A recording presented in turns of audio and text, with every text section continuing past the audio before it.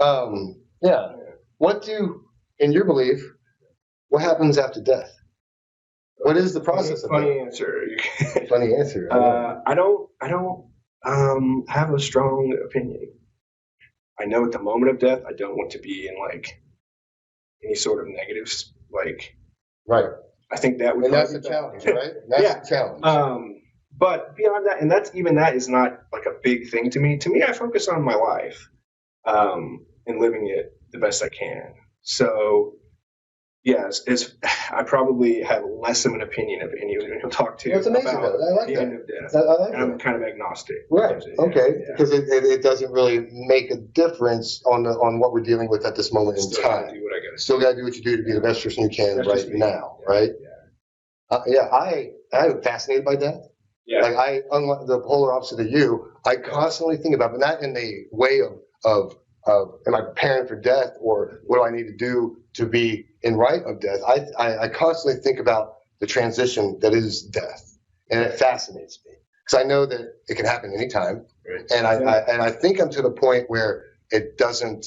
That doesn't affect me. Like I'm not worried about death. Well, actually, yeah, that's actually a different thing than what I was saying. Yeah. Because that's actually, I think, is important. It is very Just important. thinking about, like, you could die any moment. Right. That's a whole other thing. It is. Interesting. Yeah, but if where you probably stop at that point, I like to fascinate about to think about what does that mean? Because I do know. I mean, I guess I can't know for certain, but I do know as myself that death is not the end. And just as anything would say, there is no to have an ending. There is a beginning. A beginning of what? Well, it's us, whatever that is afterwards, which I can speculate on at many different levels: reincarnation, going into your higher self, a heaven of sorts.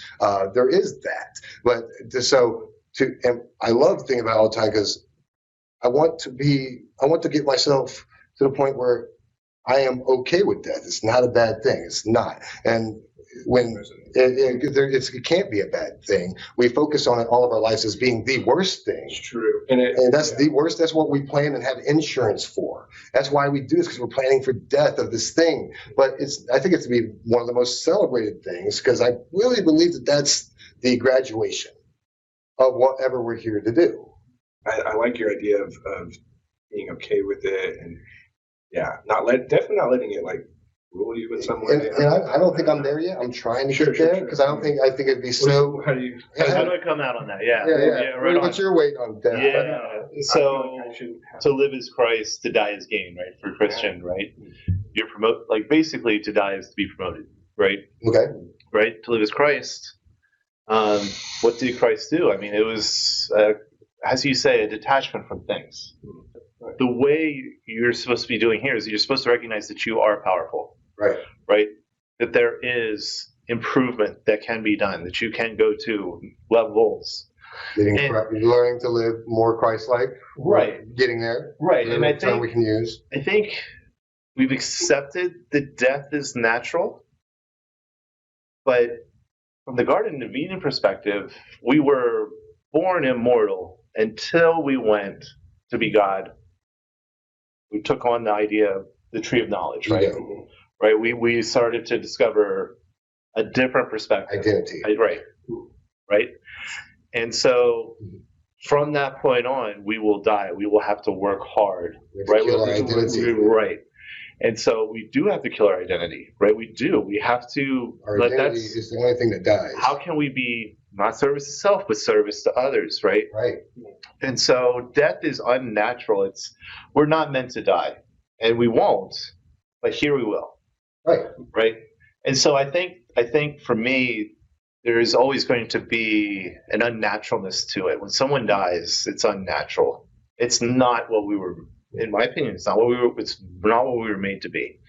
And when you can die to yourself, right? You can die to your previous self, death to your own sin, right?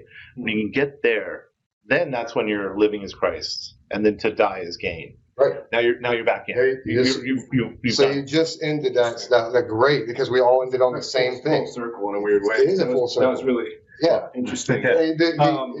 Well, we're going to go back to what you oofed on. And what were you going to say before that? I have a quick question, because, and I hope I'm not skipping ahead, but what about multiple deaths? What about like a little resurgent and then a I don't know if that's Physical or no, psychological. Yeah, Yeah, that's called breakthroughs. Yeah. That's when the biggest ones would be near-death experiences. Well, oh yeah. Right? Well, Is that what you're going at? I would meant more subtle, like just basic ego stuff, but definitely That would be the major self-image. right. I don't know. A self-awareness of certain things, breaking that ego body, or even just like paradigms.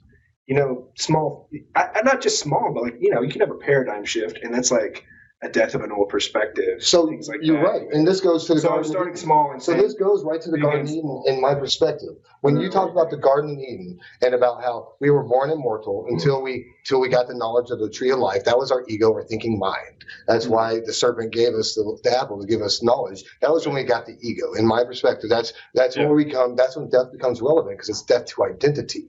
When there's no identity, there is no death, and that's what you kept on saying. Right. And so going to have little deaths. Yes, remember if we talk about the pain body and how it's an onion layer of trauma, onion layer of identity. Every time we peel away a bit of the onion layer, we are dying, or a little bit of self-identity is dying.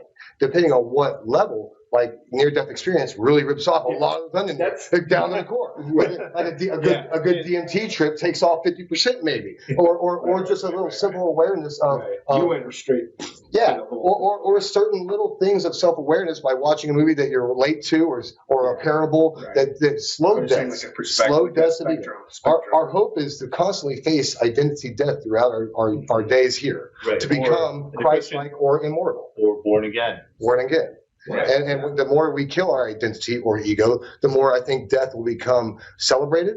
Death, because we're all essentially afraid of our identity dying. That's what it is. Yeah. And in reality, on death, you will never know when you die. You will never know because you will not be able to measure it. When we die, it's over. The only people who will be able to measure and feel it are the people around us. And that's an identity thing itself. Because you're feeling bad that person's dead because of how you feel. But the death itself of that person it will never happen. So to worry about it is inconsequential. To celebrate it, to celebrate, I guess we all have to celebrate it more is to celebrate our life as now. I don't know you shouldn't spend minutes trying to prolong your life, and you shouldn't spend minutes worrying about the end of it. And we all do more. Well, there can be that trick, right? And I think that's what we're here for. That's like one of the baked-in lessons to called the simulation, right? Right. We're here to learn that design and to surpass it. Right. Learn to get out of the carpet of identity, and we always go back to the same thing. And then function in that. Did I spend my time building monuments to myself? Right.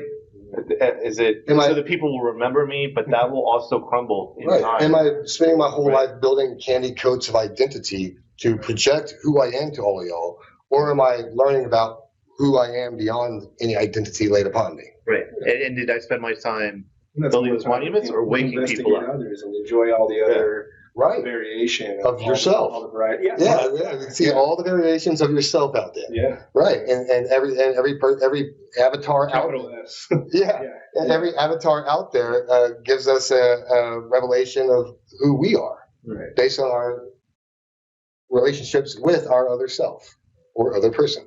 Yeah.